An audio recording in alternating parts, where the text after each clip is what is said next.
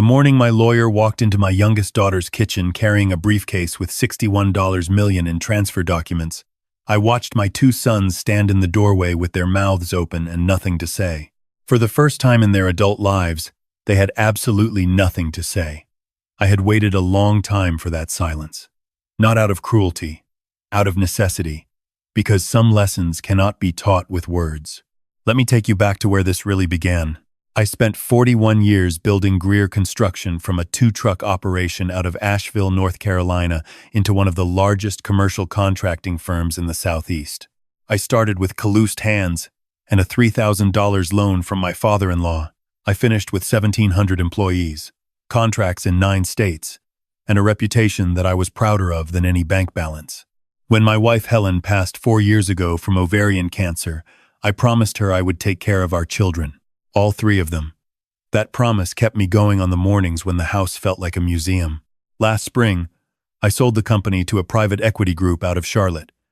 $61 million, wire transferred clean. I was 67 years old.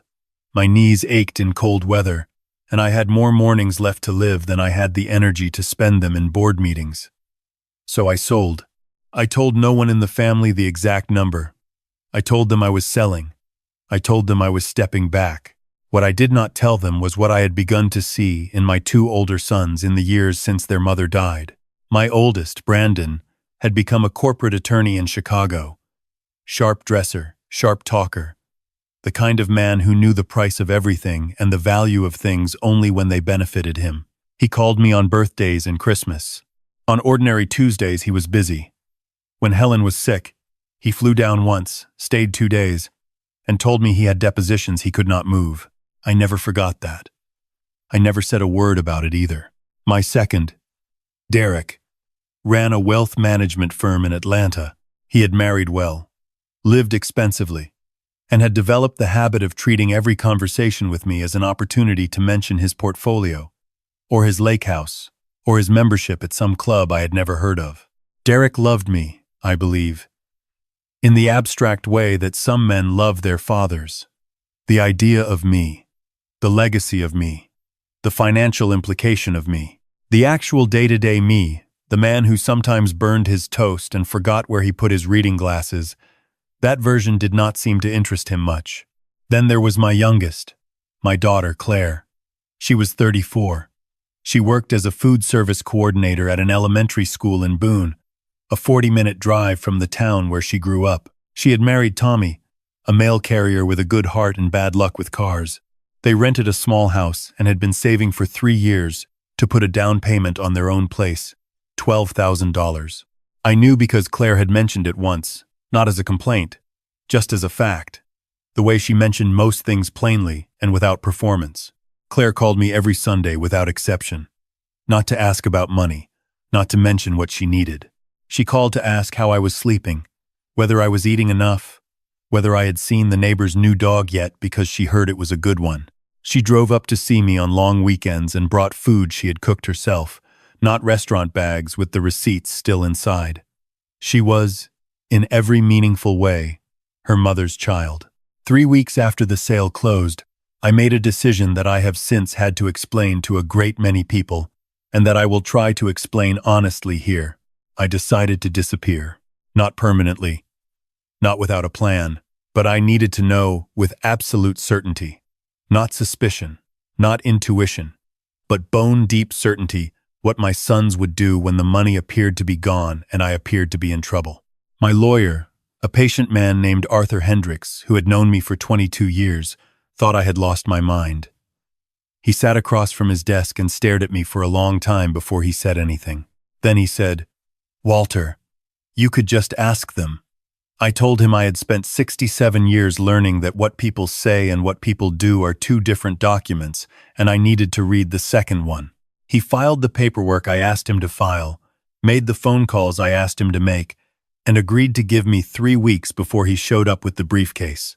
I withdrew enough cash to live on. I let my lease on the downtown condo lapse on schedule and did not renew it. I told my sons, separately, the same story. That there had been complications with the sale, that the deal had collapsed at the last minute due to a clause in the financing, that the company's value had been tied up in litigation and might remain so for years. I told them I was fine, but that I needed a place to stay for a short while as I figured things out. I want to be precise about what I felt in those moments. I was not entirely comfortable. There was something in me that understood how serious the performance was, how much depended on it, and how much it might cost me in different ways depending on the outcome. I was not playing a game. I was conducting the most important audit of my life, and the assets being evaluated were not financial. I called Brandon first. He was in the middle of something, as he always was. I explained the situation calmly. There was a pause on the line, and then a series of sounds that I recognized as a man recalibrating. He asked how bad it was. I told him I didn't know yet. He asked whether I had talked to a financial attorney.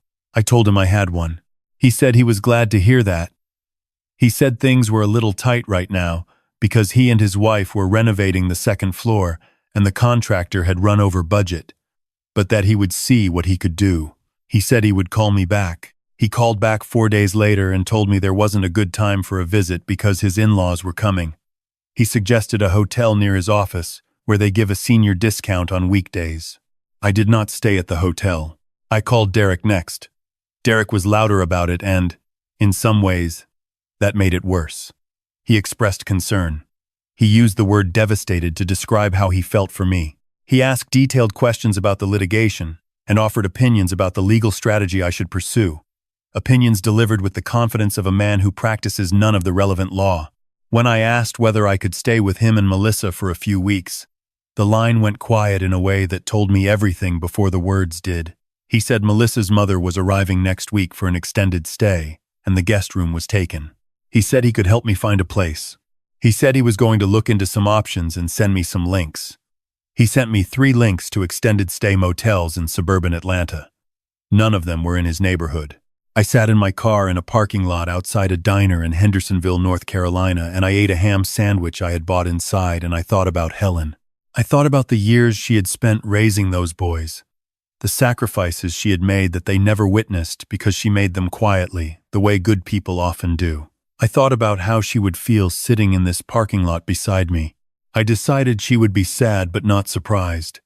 And that was the saddest part of all. I drove to Boone on a Thursday evening in late October. The mountains were that deep October color, red and orange and gold coming down the ridges like something slow and deliberate. I had not called ahead. I pulled into the gravel driveway of the small blue house with the porch light on and the garden that Claire had planted along the front walk. And I sat in the car for a moment before I got out. She opened the door before I knocked. I do not know how she knew I was there. Maybe she heard the car. Maybe after 34 years, a daughter just knows. She looked at my face and she did not ask what was wrong. She just stepped back and held the door open and said, "Come in, Dad. Tommy just made coffee." I told her the same story I had told her brothers. I watched her face as I told it. There was no calculation in her expression, no sideways assessment of what this meant for her. There was just worry, uncomplicated and immediate, the way a child worries about a parent before they learn to protect themselves from that particular kind of pain. She told me I was staying with them, not as an offer, as a fact, delivered the way she delivered most things, without decoration. Tommy shook my hand and told me the couch pulled out into a bed, but that it was actually more comfortable than it sounded, and that he had tested it himself during a stretch when his back was bad. He said this in the earnest way he said most things, and I liked him very much in that moment, more than I had ever taken the time to show. I slept in that pulled-out couch bed, and I will tell you honestly that I have slept in worse places and felt less at peace. There was something in that small house, the smell of whatever Claire had cooked for dinner, the low sound of the television in the other room, the knowledge that I was wanted there without condition, that made me feel something I had not felt since Helen was alive. I felt like a person who mattered to someone for reasons that had nothing to do with what I owned. The days that followed settled into a rhythm. Claire woke early for work. Tommy left before 6 for his route. I made coffee and sat on the back porch in the cold morning air and watched the mountains. In the evenings, we ate together. Claire asked about the business situation with the careful curiosity of someone who wants to understand but doesn't want to pry. She asked once if I needed help. I told her I was managing. She nodded and said okay, and did not ask again. But the next morning, there was a $20 bill on the kitchen counter with a note that said, "For groceries, don't argue." I argued anyway. She won. On the fifth day, a Friday, I came back from a walk to find Claire sitting at the kitchen table with her laptop open and her face set in that particular way it gets when she has decided something. I asked her what she was doing. She told me she had been looking at some things. She closed the laptop and looked at me directly and said, "Dad, I need to tell you something, and I don't want you to get upset." I sat down. She told me that she and Tommy had talked the night before, after I had gone to sleep. She told me they had been saving for 3 years toward their down payment, $12,400. She told me they had decided they wanted to give it to me. Not loan, give. She said the house could wait, that they were fine where they were, that there would be other years and other savings, and that none of that mattered right now as much as making sure I was okay. I want to be careful here because I have told this story several times now, and this is the part where I have to be most precise. I am not a man who cries easily. I grew up in a family where men were not taught to, and old habits are old habits. But sitting in that kitchen in Boone with my daughter looking at me across the table, telling me she was prepared to hand over 3 years of her and her husband's savings because I might need it, I felt something move in my chest that I could not have named and could not have stopped. I told her I could not take it. She said that was not her question. She said her question was whether I needed it. I told her no. I told her I was going to be all right. She looked at me for a long time and then she said, "Okay, Dad, but it's there if you change your mind." And she got up and put the kettle on because that is what she does when a difficult thing has been said. She makes tea. I sat at that table and I knew with a certainty that required no more investigation that I had found what I was looking for. Not because Claire passed a test.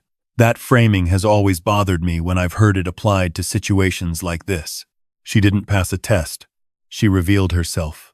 She showed me exactly who she was when there was nothing in it for her, when no one was watching, when the math said keep the money and the heart said otherwise. She chose the heart without drama and without expectation of recognition.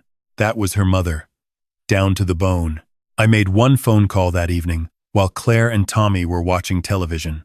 I stepped outside onto the back porch in the cold and I called Arthur Hendricks and I told him to come up on Monday morning. I told him to bring everything. He said, "Are you sure?" I said yes. He said he would be there at 10. I spent the weekend in that small house and I felt the strange, layered peace of a man who has been through something necessary and come out the other side knowing more than he did going in. On Saturday morning, I helped Tommy clean out the gutters because he had been putting it off and his ladder was too short for the back section. We didn't talk much. We didn't need to. On Sunday, Claire made biscuits from scratch and we ate them at the kitchen table with the windows steamed from the oven heat. And I thought about my father's kitchen when I was young, the smell of a Sunday morning when a family is still intact. And I was grateful. I called Brandon and Derek separately on Sunday afternoon and told them I had some news about the financial situation and that I needed them to come to Boone on Monday. I told them it was important. Brandon said he had a conference call in the morning and asked if we could do this over the phone. I told him no. We could not do this over the phone. There was something in my voice, I suppose, because he said he would rearrange the call. Derek drove up from Atlanta. Brandon flew into Asheville and rented a car. They arrived within an hour of each other on Monday morning, both of them in clothes that announced, quietly and precisely, that they had come from lives of a certain kind. They walked into Claire's small kitchen, and there was a moment, brief, involuntary, not intended to be visible, but visible nonetheless, where each of them registered the size of the house and the condition of the furniture. That moment told me everything the preceding 3 weeks had already told me, but it was useful to see it confirmed without any ambiguity. Arthur arrived at 10 o'clock exactly, as promised. He is a deliberate man, and he sets great store by punctuality. He carried his briefcase to the kitchen table, and he laid out the documents with the careful precision of someone who has done important things for a long time and knows how to let the weight of them breathe in the room. I looked at my sons. I looked at my daughter. I told them the truth. I told them what I had done and why. I told them about the sale and the number. I told them about the phone calls and what they had each said. I did not editorialize. I simply said what happened. The way you would read a record back at a meeting.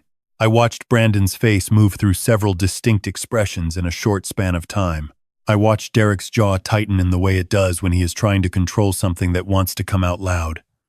Claire sat very still. She looked at me, and I could see her going back through the past 2 weeks in her mind, replaying it with this new information, and I watched the moment she understood what the $20 bill on the counter had meant and what her offer of the down payment money had meant. And she pressed her lips together and looked at the table. I told them that I had made my decision. The estate, in full, was going to Claire and Tommy. The house in Asheville. The investment accounts. The proceeds from the sale of the company. Every significant asset I possessed. I had also established, through Arthur, a college fund for the baby that Claire had told me 2 days earlier she and Tommy were expecting. She had cried when she told me. I had held her in the kitchen doorway and thought about Helen and thought about how things carry forward in ways you cannot always see but can sometimes feel. I told my sons that they were not being disinherited out of anger. I told them I loved them, and that would not change.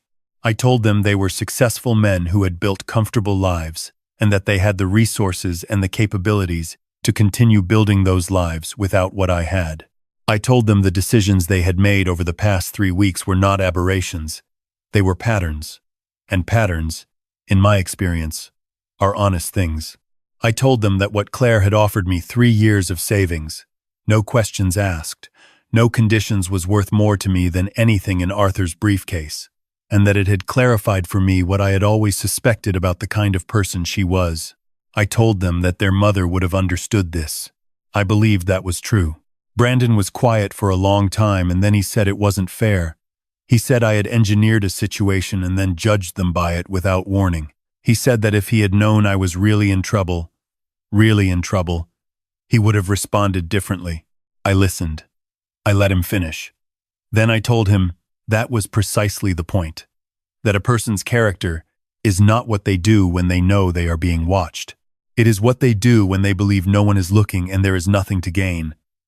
I told him I was sorry if that was hard to hear, and I meant it. Derek said very little. He looked at the table for a long time, and then he looked at Claire, and something moved across his face that I did not have a name for, but that felt, I thought, like the beginning of something, like a man catching a glimpse of something he had not seen in a while. I hope it was.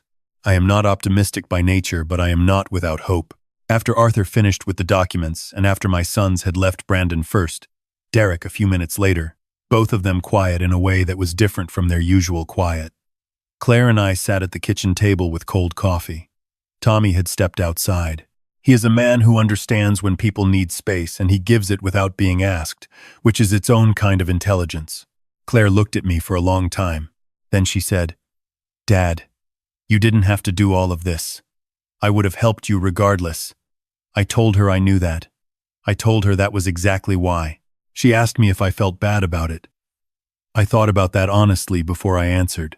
I told her I felt something that was not quite guilt and not quite peace, but somewhere in the territory between them, the way you feel after making a decision that is correct and costly at the same time. I told her that some things you know are right in the deciding of them, and only understand fully in the aftermath. She reached across the table and put her hand over mine the way her mother used to do.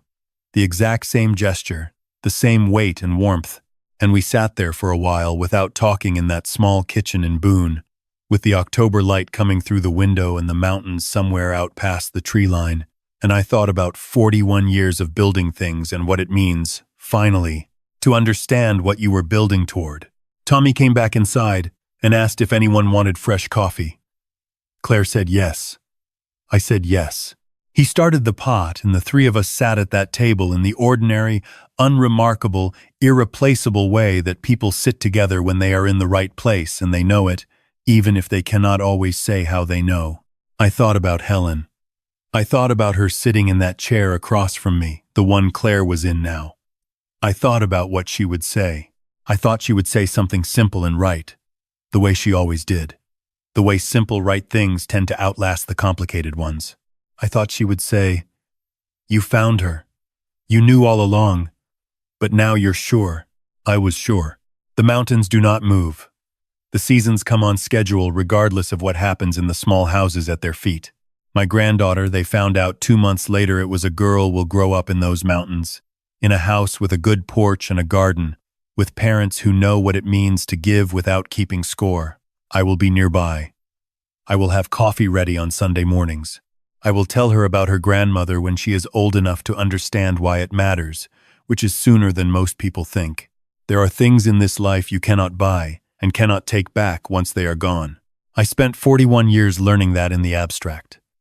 I spent 3 weeks in a pulled-out couch bed in Boone, learning it in a way that reached all the way down. Some lessons cannot be taught with words, but some, if you are fortunate enough and stubborn enough and willing to sit still long enough in a parking lot with a ham sandwich, you can still learn before it is too late. I am grateful for that. I am grateful for all of it, even the parts that were hard, especially those.